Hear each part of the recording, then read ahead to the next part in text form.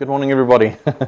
My name's Alex. I'm a trainer for Ubiquiti, the only trainer in Australia. So today I just want to chat to you guys about Ubiquiti, their product ranges, and specifically we're going to focus on the Ubiquiti controllers. So we're going to take you through basically an overview of how these controllers fit into your environment, what we can do with them, and how the management kind of works on them. So I think the best place to start would be to just take a look at what the interface looks like, etc. Just before I get started with this, I just want to mention that if you guys have questions, please feel free to stop me at any point in time. Otherwise, I'll just keep going on. If you have questions, especially stuff that's left of field, please feel free to ask it. I've worked on VoIP surveillance, networking, access control, everything in the past. So even if it's weird, please just shoot it through. Happy to answer those questions as well. So I think the best place to start would be, there we go. I think the best place to start would be to take a look at the top-down management of the Ubiquiti products. So I come from a time where most of the setup was completed by logging into an individual device's interface, configuring that device, and then moving on to the next thing. A lot of products are still like that, even today. Ubiquiti kind of do things differently. So instead of having a login per device, what you do instead is you manage stuff on a top-down level from the cloud. Ubiquiti considers their products to be hybrid cloud. In other words, there's a portion which is on-premise, and there's a portion which is in the cloud. I know already that as soon as I say a portion of this is in the cloud, a lot of people are sitting there, oh, port forwarding, dynamic DNS, all of that's a pain in the ass. Ubiquiti have made this so easy. The setup process is a few minutes, and there's no port forwarding or dynamic DNS setups or anything like that. So I'm going to show you that process in a moment, but it really is very simple. So in terms of the management, you can see here that they give us a couple of cities, but really this can be anything. This can be, if you manage a whole bunch of KFCs, they would all appear in this list and you can name them accordingly. In future, you'll even be able to group them as well. So you can say, for example, if you have a bunch of KFCs and a bunch of McDonald's and a bunch of whatever, that you can say, this is my KFC group and this is my McDonald's group. By the end of this, you're really going to have a craving for fast food, I promise. So essentially, this makes it super easy to see your customers and to also drill down into each one of their sites.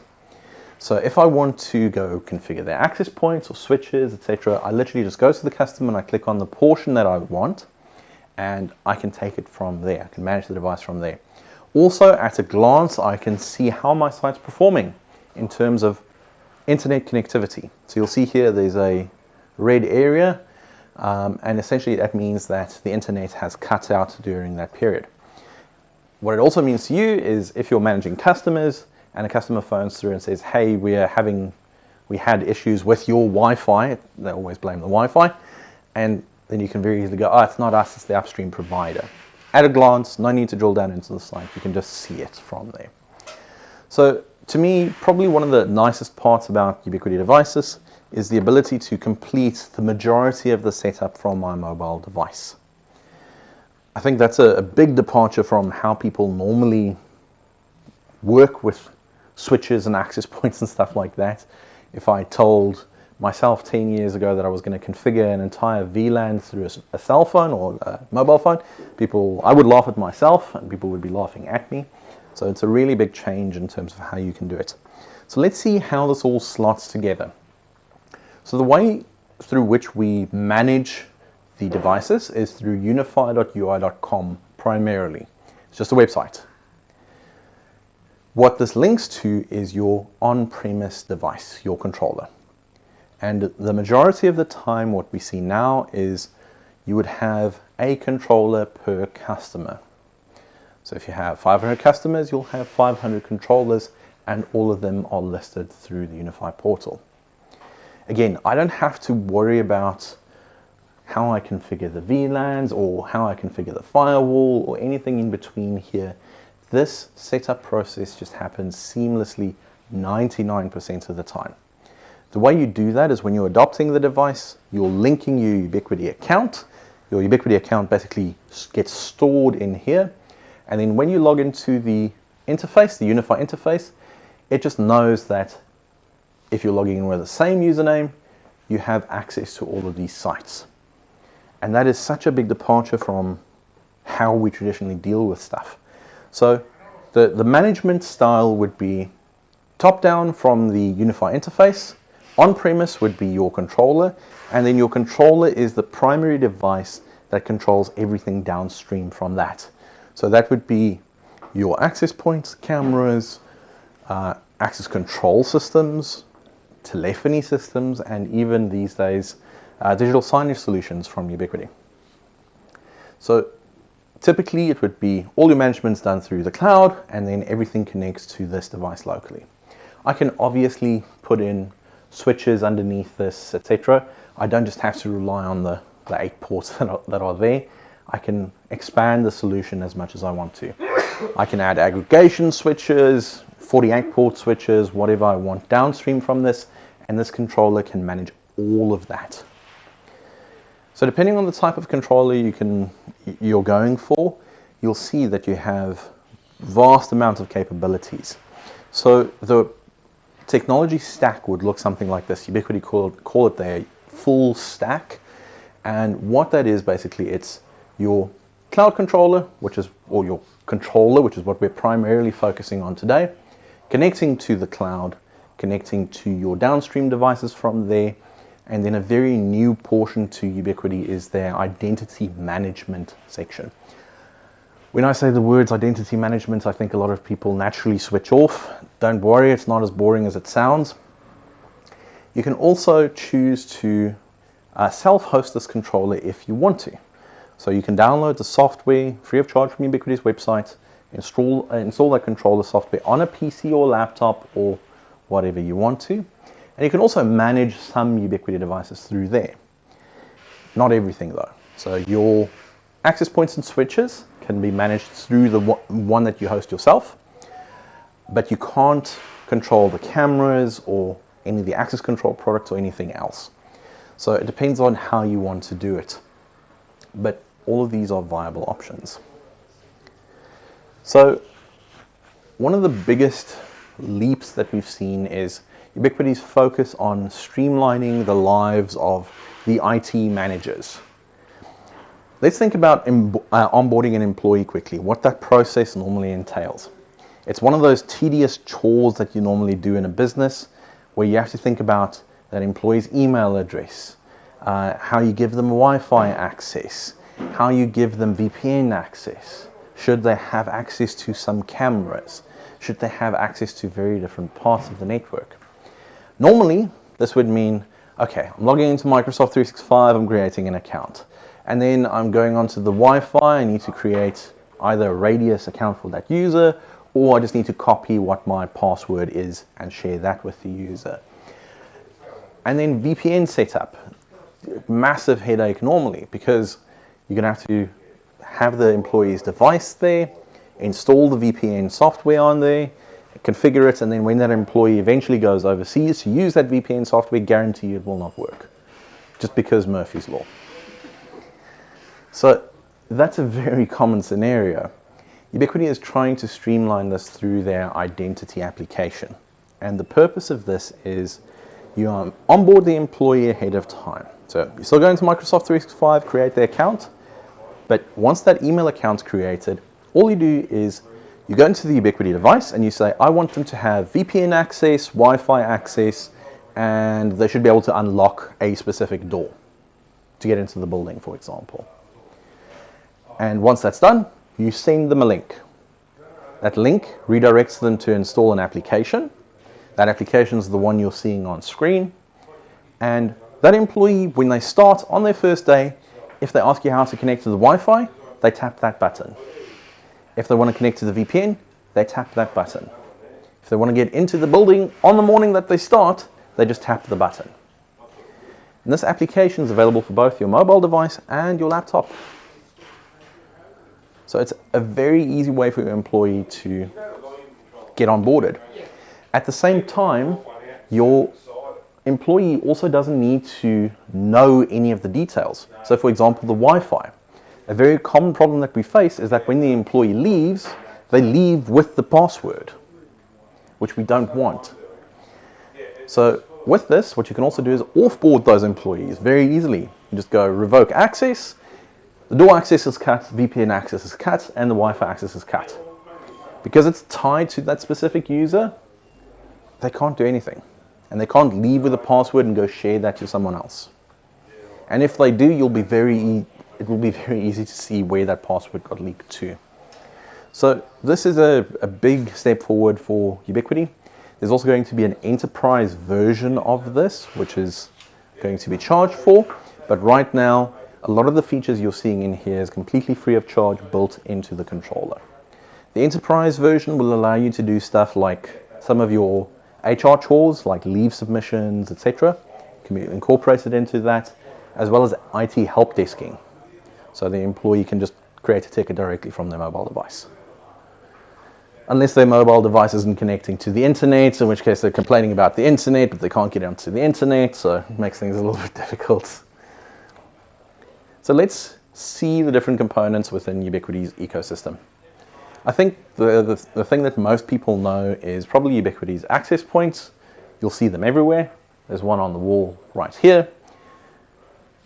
Tens of thousands, at this point, probably millions of these devices out in the field. In fact, I think in the last couple of reviews we've done, there's something like 1.5 million access points just in Australia. It is insane, and that's over a brief period of time. So everyone knows the Ubiquiti products for their networking products, switches, access points. Ubiquiti is on a big journey to bring in a lot of new or separate verticals that would have traditionally been separate from this brand. So for example, a business would typically have surveillance cameras, they would have firewalls, they would have access control systems, telephony, etc., etc. All those are separate components. Ubiquiti is on a journey to unify all those products, which is why they call their product Unify, their product range. So yes, they are known for their networking products, but they also do surveillance. I'll always admit that I was the first person to think their Protect products and their surveillance products was a bit gimmicky. That's back in 2012 when they just started, because I was working on large-scale commercial surveillance solutions. And I thought Ubiquiti will never take off with that. I was completely wrong. Today I've got Ubiquiti in my house as my primary surveillance system. It has gone a long way since the first generation of products. And I always say to me that the most critical thing in any surveillance solution is when something goes bump in the night, I want to be able to open the app and see what's happening. I don't want to log in, spend 4 minutes buffering, and then eventually get the stream after the person's already left. I want to get it fast, and I can honestly, hand on heart, say I've not found anything that competes with Ubiquiti in terms of how quickly I can view footage and export footage. It is extremely optimized. Ubiquiti are also moving to the access control product range. So if you guys have ever sat through access control training, it's the fastest you'll ever fall asleep in any training session ever, because it is just 12 hours of pure hell where you're falling asleep because it's pure boredom. It is all command line based, it's extremely tedious, it's very much designed and built for the 80s. Ubiquiti's access control products are completely different. If you've ever set up a Ubiquiti access point, you'll know how to configure the access control products. And the same thing applies for their cameras. The interfaces are nearly identical between them, which means if you know how the one works, you'll know how the others work. Makes things super easy. Ubiquiti also has a range of talk products, so VoIP solutions. They are not currently available in Australia, although keep an eye out for this later this year. There might be some announcements around that. And then some of the other stuff Ubiquiti is getting into. So digital signage, which I don't think a lot of people associate with Ubiquiti. More specifically, they have a 21.5 inch, currently it's the only one they do, digital signage display, but that device is powered via PoE++, no external power. You mount it to the wall, give it PoE, and it's a digital signage solution. You can do video playback, you can display whatever content you want on there. It's a really cool device for that. Ubiquiti is getting into the mobile routing space, so 4G, 5G routing. Massive announcements expected later this year. We've been working very closely with Ubiquiti to bring these products to market and design them specifically for Australian conditions. So very exciting stuff coming. And then something that would be very applicable for any electricians. A lot of you are getting requests from your customers already going, we've got employees coming to our office and we want to charge their vehicles, EVs, electric vehicles. How do we do this? And how do we make sure that only our employees get to charge from these things? Ubiquiti's EV chargers, I know everyone's getting into EV chargers now, but Ubiquiti's EV chargers are unique in that they tie into the rest of the ecosystem in the same way that you're already used to. So stuff like the access control product works along with this. So when you're tapping in the morning or badging in, you can badge in on this device and it will unlock the device for you so you can actually charge your vehicle. This thing, the handle of it is naturally loose. You can plug it into your vehicle if you want to. It just won't charge unless you badge in. So these EV stations are going to be a big thing moving forward, and the most important thing for me is you can plug them directly into any 15 amp wall socket. You don't have to hardwire them in. They're slow if you plug them into the wall socket, but they do work. It just means your car takes longer to charge. If you hardwire them in, they are full-fledged wireless, sorry, not wireless, wired chargers, I mean, obviously. And then in the WISP space, so wireless internet service provider space, Ubiquiti continues to be a main player there. Anything from 10 meters to 100 kilometers and anything in between you can do with the Ubiquiti long-range products. So I think it's something people often overlook, and we see a lot of people trenching. I need to put down Ethernet cable for 100 meters and it costs you an exorbitant amount of money, where you could have just used 2 wireless links that are probably a lot more cost effective, and you would probably achieve roughly the same amount of throughput. So to me, that's still a very viable product. The best part about all of this is it is license free. And Ubiquiti are doing a lot of work to remain license free. So security, comprehensive security built into this, license free. You have a single pane of glass through all of your different management points. You can do stuff like SD-WAN. So again, that's one of those key hot topic words that no one really understands. What that just means is basically you can do site-to-site VPNs to link 2 businesses or 2 offices together at the click of 2 buttons. That's something that is extremely painful in a traditional sense where you have to set it up. And then you also have comprehensive support available, so both through radio parts and through Ubiquiti's community forums. If you have a feature request, go put it onto the community forums. I'm sure Ubiquiti will have a look at it. There's tens of thousands of people on there. Chances are if you're encountering a problem, someone's already had that problem, and it is available there as well. But there are different tiers of support, and support is available. To me, one of the easiest selling points of Ubiquiti, I hate to say that, but it is zero cost security. A very common thing for new businesses is struggling to find the point of how much to invest in security, because you obviously want to be secure, but you're a small company and you don't have a lot of budget to get this started. Ubiquiti has all these features built in as standard. And again, it's zero license. Just to differentiate this from the normal consumer level products, consumer level products have a firewall, but you have no control over it. And you don't know where the definitions are coming from, how it's configured, or anything about that firewall. It's just a button that you tick on or off, but you don't know anything about it. With Ubiquiti, we have full control over our firewall. It's an application-aware firewall, so you can block certain things and allow certain things. You can do intrusion detection and prevention. You can do content filtering, domain filtering, ad filtering, etc. I'm going to show you how to set that up in a moment. And then you can do VLAN networks, etc. So everything that you see here is possible on the Ubiquiti devices. Normally, this would require a third-party gateway that's expensive, and that has monthly recurring fees. So it's nice to have this included at zero charge. And then the biggest thing for me is the ability to set it up from my cell phone.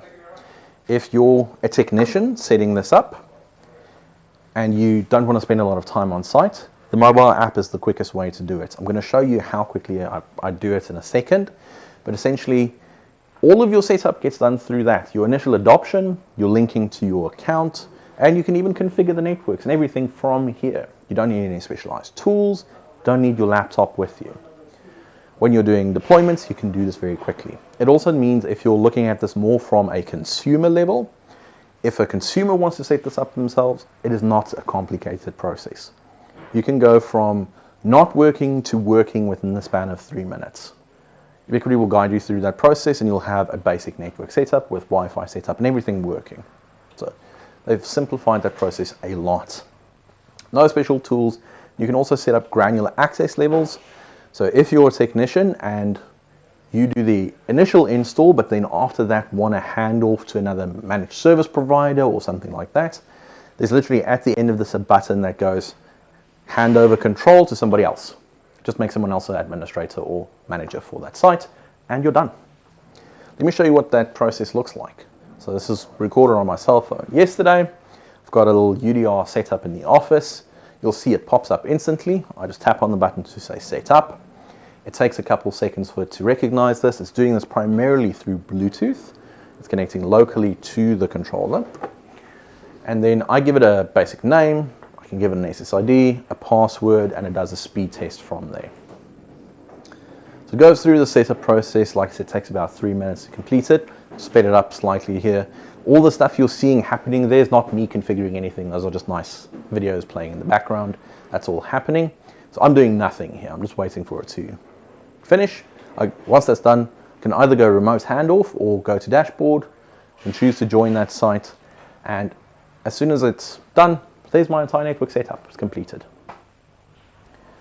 So that perhaps isn't so much different from a normal consumer level product. But what you can do through this and the level of control you have from this is so much more than you would see in any consumer level brand. So let's take a more in-depth look at this. So I've done the initial adoption and now what I'm going to do is I'm going to log into my Ubiquiti Site Manager and I can see all the other sites that I have linked up. Again, this was me recording it yesterday.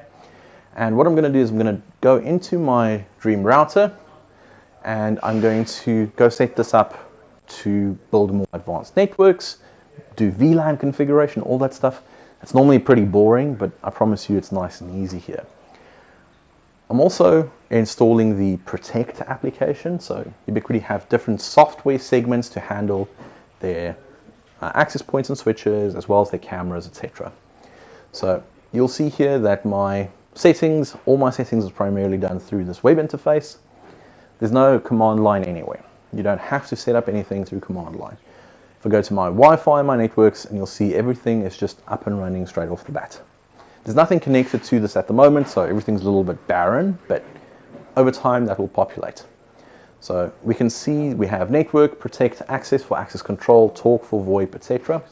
I can also add in different administrators. So if I want to have a site viewer or site admin where that person just has access to a specific site, you can do that as well.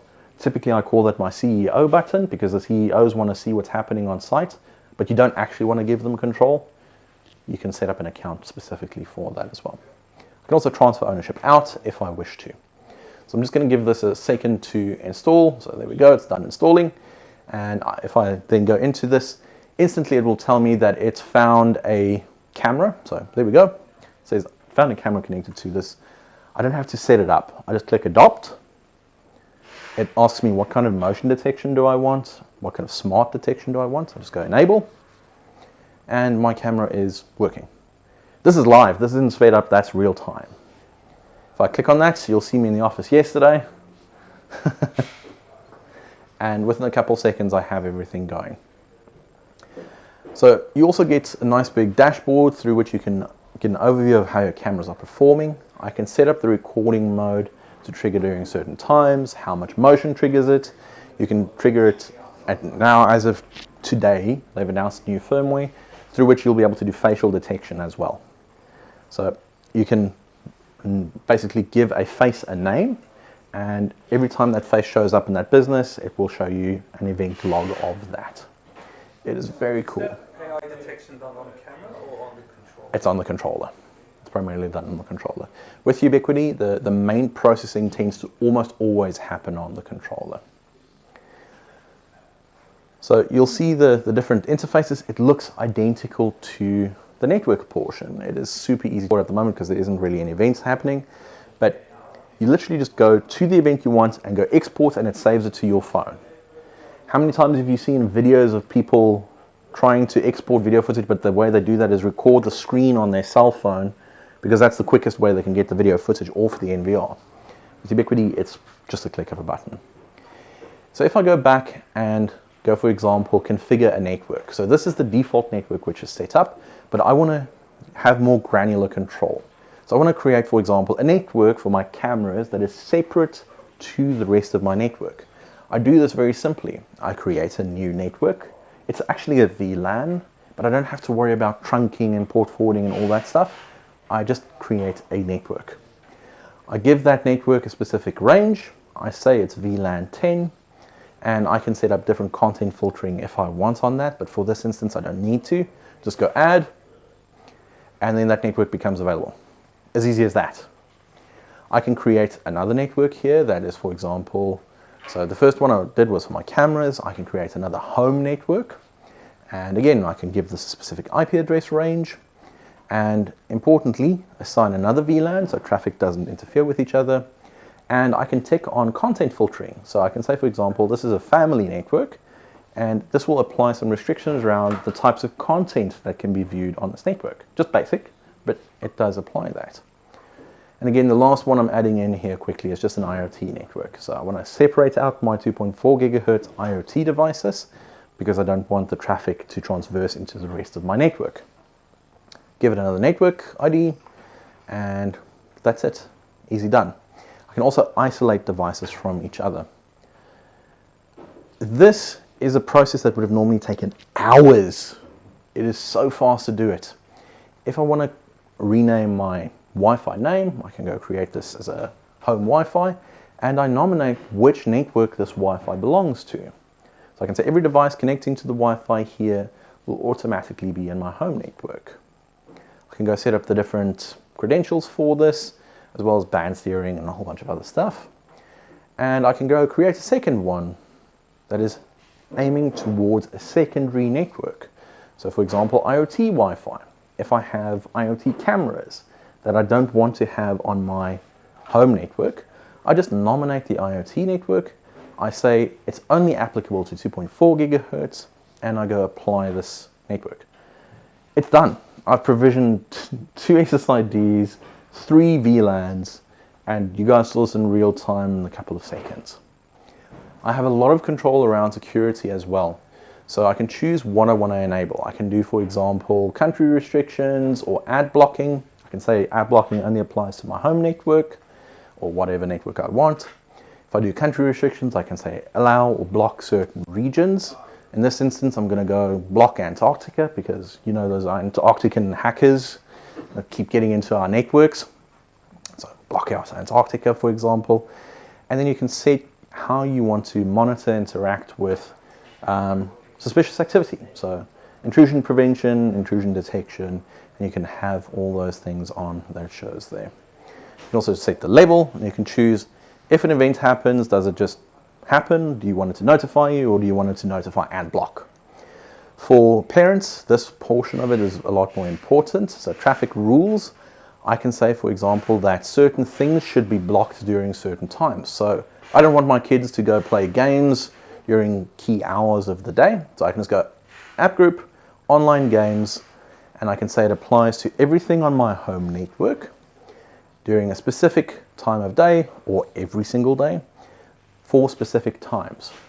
So let's say I don't want my kids to play games during those times, add and done.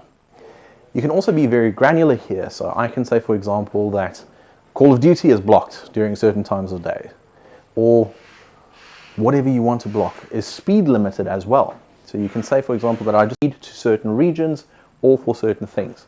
So your kids can play games, but they'll be frustrated the whole time they're playing with speed limits. So all that granular level of control. And you can also set this so that it only applies to a specific device. So if you, as the adult, want to still be able to browse everything whenever you want to, you can set up the rules that way, no problems. We can also set up VPNs. So if you have, for example, a smart TV that isn't very smart, where it's capable of doing Netflix and all that stuff, but it doesn't allow VPNs, you can actually set up a VPN client, and you can have that TV downlink from there and essentially function as if it was a VPN client. I can also create what they call a teleport link, and that is a very simplified VPN connection. So you create that link, copy it, send it to whoever you want to. That person clicks on that link, it looks like this. It's going to come up in a sec. There's the QR code. Person scans that QR code, and they have a VPN set up on whatever they're scanning that on. So if you're in Bangkok and you inevitably need to use the VPN for some reason, it's all just there. You don't have to go through a separate program, add credentials, etc. Here's me adding a NordVPN client to it, basically, and everything that's now downstream from that can be routed through NordVPN. So if I say that my smart TV and my cell phone and everything can go through NordVPN, even though they don't have the client running natively on their devices. And this is the just last couple of segments where I'm basically going through the interface. I've connected up my cell phone to this Dream router, and I can go configure what this cell phone looks like, what the name is of that device. I can see how it's performing. I can see everything about it. It just takes a second there. There we go. So I can see Wi-Fi performance up there, what network it's connecting to. Because it's connecting to home Wi-Fi, it's automatically in the correct network segment, so in the correct network VLAN. I can go change this icon, so I can make it nice and pretty. I think for CEOs and executives looking at networks, it's nice to be able to get a graphical experience as well, an overview of the different devices. I'm just saying it's my iPhone 15 Pro, and I'm going to just change the name of this device. So instead of a MAC address, it's something else. It should also automatically pick up this device's information, but for some devices you might need to go manually assign it. And there we go, it's got the correct icon. It takes a second for that one to update, but I can see the amounts of throughput that I'm getting to this device, the standard it's using, and then you can even test latency to that device as well, which for an IT administrator is a massive thing. You can get insights about the type of traffic that this client device is using, and I can go configure pretty much everything based on that as well. So if I want to block a specific type of traffic, literally just scroll to it and go block. Done. So if I want to restrict Instagram in the evenings so that no one can, after 8 p.m. watch Instagram, just to help you switch off, you can do that. So you have a lot of control over this. You can also go into insights to see what type of traffic is going across your network. We do a lot of work with schools, and that's a very important thing for schools, so you see what type of content is being consumed. And with Ubiquiti, you can get a lot of insight into that as well. You can also see real-time upload and download statistics. So if a client's abusing the network, you can pick it up very easily. I can do port visualization, so I can see what's connected to each port. I can get insights in terms of how much traffic is being generated on which specific ports, as well as which VLANs are set up where. So again, something through a GUI that's very easy, but through command line would be extremely tedious. And again, you can see how we can assign networks to VLANs or VLAN supports as well. You can see how our radios are performing. Oh, that's me going back to it. How we can see how our radios are performing. So if I go, for example, to the coverage and connectivity, I can see how far away my clients are from the access point.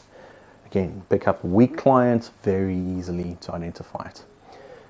And if I go scan the environment, it'll also tell me what my neighbors are doing as well. So lots of functionality in here. We can also just see all the threat detection, the traffic types, etc., etc. This was done within the span of a few seconds. It's not a lot of work to get this set up. And there's me just blocking a specific region, just through a web interface, I can go, okay, I'm going to unblock Antarctica because there aren't that many hackers after all, and I can go block a different region if I wish to. So really intuitive, super easy to set up. There's two primary devices that we need to look at. So looking more at the hardware side of things. So you get what they call an on-site controller, which is something like this. It's not to scale, as you can clearly tell. But essentially what this is, if you're used to the old way Ubiquiti used to name it, it's a cloud key and a gateway in one device. What this is a controller like we just saw that I provisioned with the UDR, and it's basically just embedded onto this. This is the ideal starting point for businesses, and I'm going to tell you why in a second. So this is the controller. This purely is capable of managing access points and switches at the moment.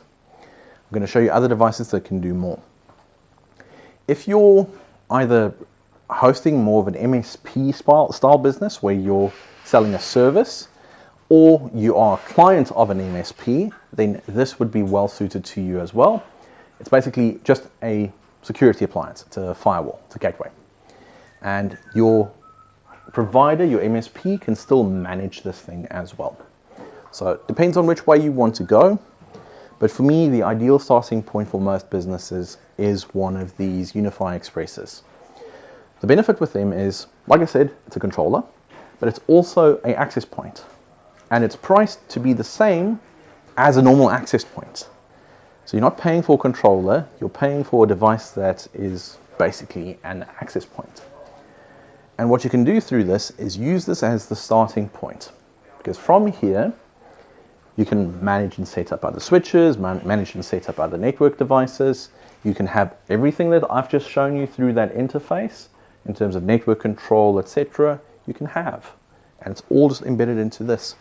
And then as that business grows and scales, you can add more of them in. Again, because it's the same price as a normal access point, instead of deploying more access points, I can just put down more of these things.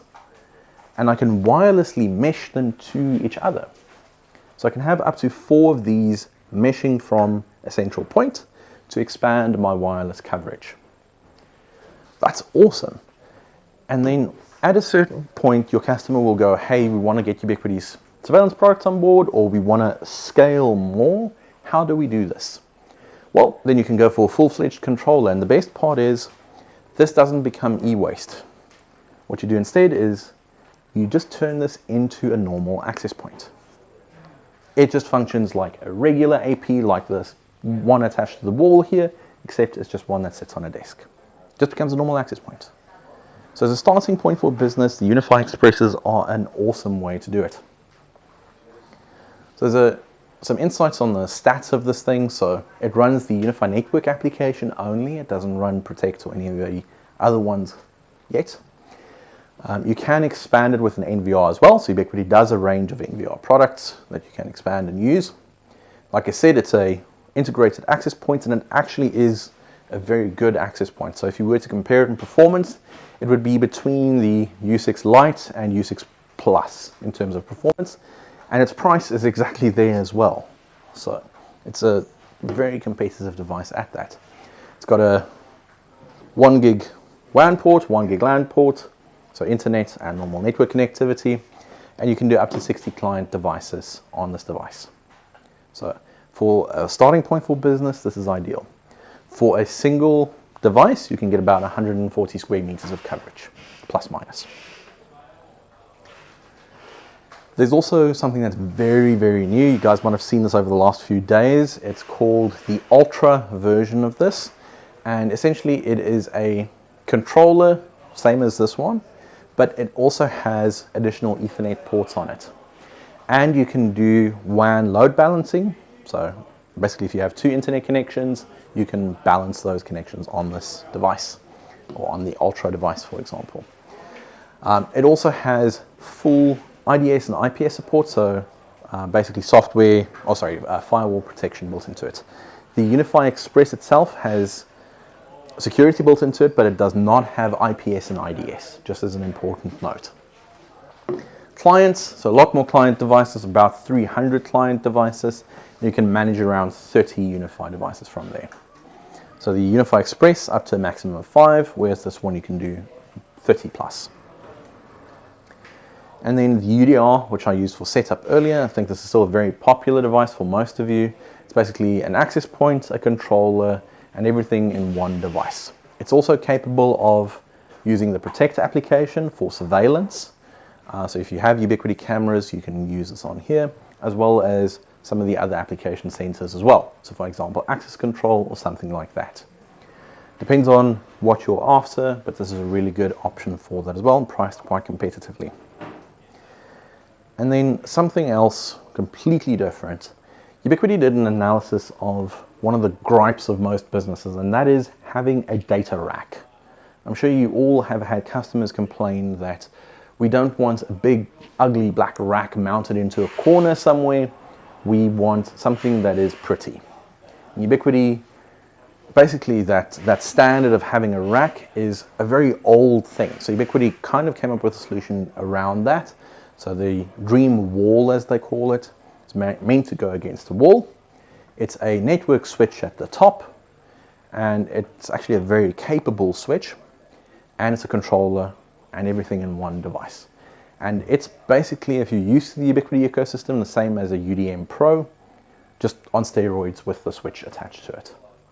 So if you were to just go buy a controller and a switch separate, it would be much more expensive than one of these things. So it is a very good option. And it does PoE, PoE Plus, and PoE++, which basically means you can power devices from this as well. And then pretty much the ultimate solution for most businesses would likely still be the UDM Pros, which is a rack mount variant. It's capable of taking a 3.5-inch hard drive, so you can record directly to it, and you can link up all of your devices to there. You can have thousands of client devices. You can have hundreds of switches, access points, and other Ubiquiti devices managed through here. So this brings us on to an important point. Remember that the Ubiquiti products primarily manage other Ubiquiti products. So you can have third-party cameras connected to the switches, and the data will flow through as expected, etc. You can have third-party stuff on there, but the controllers can only manage Ubiquiti devices. I normally just tell people Ubiquiti does not play well with others, and that's very true. One of the previous guys in the class asked a question around if the Ubiquiti controllers will support third-party cameras, and the answer to that is no. I know OnViv is a very popular standard, which means you can have interoperability between cameras. Ubiquiti tested that, and all it did was it introduced a lot of latency because they see it as a translation layer that they have to work through. Ubiquiti want that experience where if you have a bump in the night, you're able to see it within a few seconds. And they wouldn't be able to do that with third-party support. They do this the same way with their access points and with a lot of their other products as well. So generally speaking, Ubiquiti is pretty much a closed ecosystem. They do it because they can do it faster and better than if they were an open ecosystem. If you're looking for the specs, it's all on the website. I'm not going to go here line by line through this. That would bore the hell out of me as well.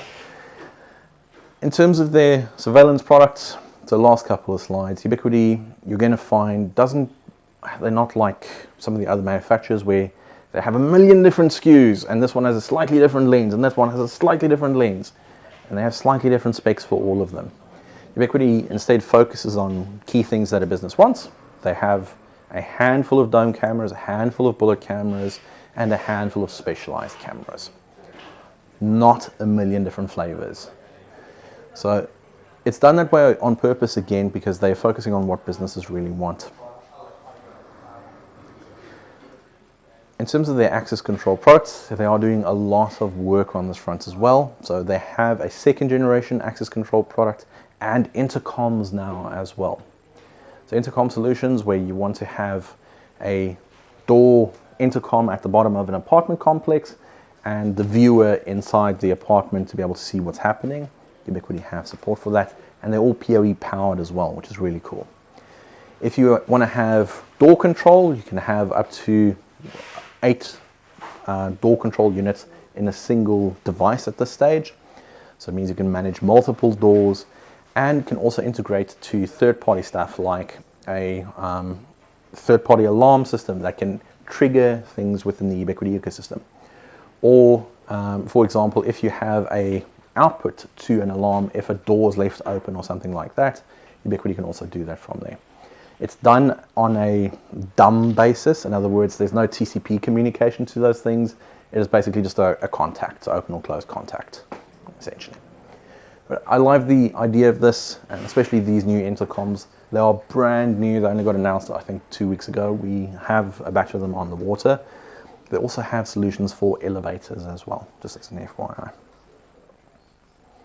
And then the last one that I want to just show you guys is Ubiquiti's Design Center. If you're looking to differentiate yourself from your competitors, this is probably the ultimate tool for you. What this allows you to do is it allows you to add a floor plan in, draw the walls, and add cameras to it to get real-time Wi-Fi coverage. So it's an estimate still, it's not what you're actually seeing out in the world, but what this allows you to do is go to your customer with a PDF document that says, this is how we predict your Wi-Fi coverage is going to be.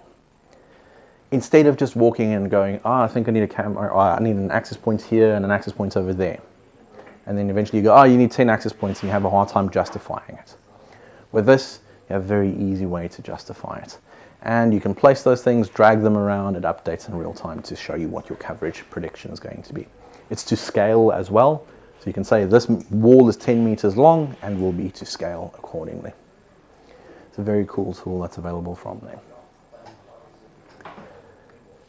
And that's it from me. Do you guys have any questions? When are those RGB switches? Are they in Australia yet? Yes. The Ultra switches. It's a good question. So for those of you that don't know, Ubiquiti introduced a range of switches that have RGB light in the back of the Ethernet port. And you can get specialized cables that are transparent that go into that. The idea behind it is that you can identify stuff like VLANs, etc. at a glance. Or if you want to see if it's VLAN 10, you just flick that on, it shows all VLAN 10 in red or something similar. So the Ultra switches, the first batch of them should be arriving now. We ordered as much as Ubiquiti will give us, and we tend to do that. So if Ubiquiti will give us 10,000 of them, we order 10,000, generally speaking. But yeah, the first batch should be here shortly. I've seen someone playing Snake on those things, so yeah, I'm excited to see them as well. Yes, that's very cool. Any other questions? Are the cloud keys still available going forward? Yeah, so the Cloud Key Gen 2 Pluses are. Ubiquiti are using them more now as NVRs, input video recorders, as opposed to a Cloud Key device. I don't think they're going to end of life that anytime soon, but we're still getting thousands of them from Ubiquiti. So yeah, no foreseeable plan to end of life for them. I might have missed. I was a bit late, sorry, but sharing, like if rather than being a corporate customer, I've got many clients. It's just a matter of sharing their clients to my Ubiquiti account, and they'll be able to view it in the Site Manager. Yep. Right? Yeah, you can do granular access levels. So you can say, for example, that one person has access to these sites, one person has access to only one site, and you can also set control levels. So you can say that one person has control over the site, can only view another. It's very granular. You can even do hotspot operators. So if you have hotels or hospitality where they have to print out vouchers, you can create an account specifically for that role as well. It's very granular the way they configure it. Nothing else? If they have a multiple VLANs set in the network, can they just separate the password to log into one SSID and go to different VLAN? Yeah, so yes, you can do it that way, yeah. Right, okay. So there's a couple of ways you can get into separate VLANs. One of them is to use a specific SSID, and there's a new feature implemented in Ubiquiti called Private Pre-Shared Keys, PPSK. Basically what it just means is that depending on the password that you use, it will put you in different VLANs. So if you just have one SSID that's called Home SSID, if you use password 1 to 9, it puts you in VLAN 10. If you use password 20 to 30, then it puts you in VLAN whatever. Yep. So it's a good way to differentiate out networks. And we also use that for hospitality, where, especially in hotels, where you have people that want to cast from their cell phone to their TV, because then you just go, your room password is room 10, and the TV is automatically in the same VLAN. Yeah. So it makes it easy to cast to it. Very cool feature. Okay. All done? The part you guys have all been waiting for, let's... Don't look.